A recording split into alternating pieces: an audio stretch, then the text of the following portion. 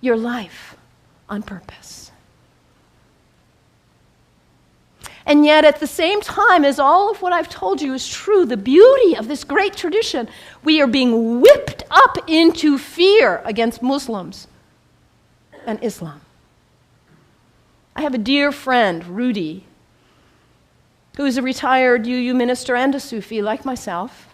And about 7 years ago or so, he said to me, Mallon, Rudy grew up in Austria under the rise of Hitler. He said, what I see going on in the world now in the United States reminds me of my childhood in Austria.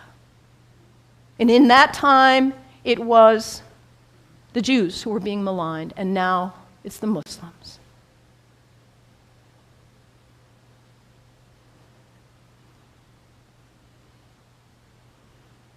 Hermann Goering, the right-hand person of Hitler,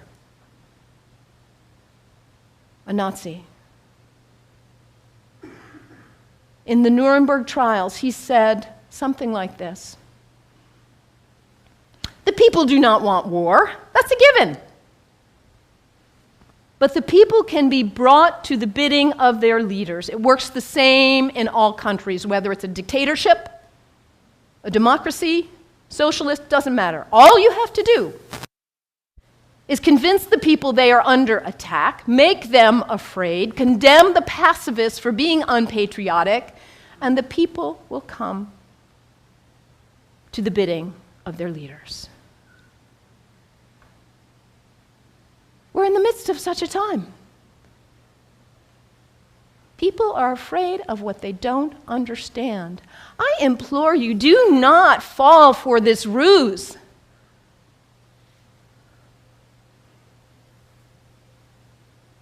Because, as I said earlier, when we are afraid, we are stupid. We are relegated to a very small part of our mind. People who advocate violence are dangerous, whoever they are.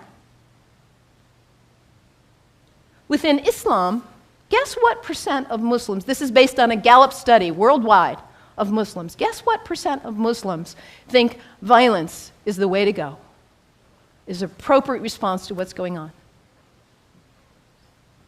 Less than 1%.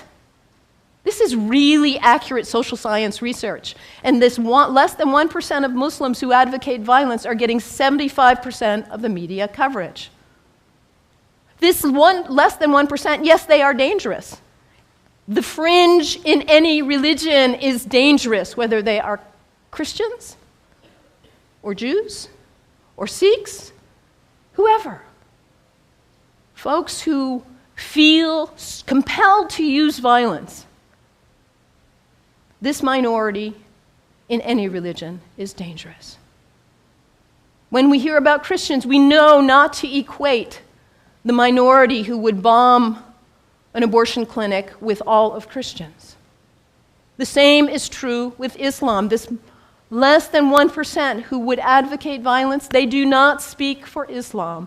The people who speak for Islam are the people who are most concerned about living life on purpose.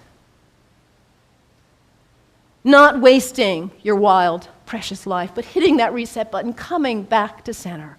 Being concerned about justice and everyone's needs. The true Muslims are the people who recognize the temple of the Holy Spirit, which is our body, and cultivate life and living in habits that are beautiful and worthy.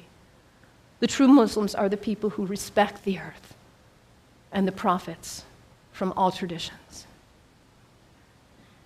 So I implore you, you've got Muslim neighbors all around, go visit, make friends. Do not let yourself fall into this trap of being afraid of what you do not know.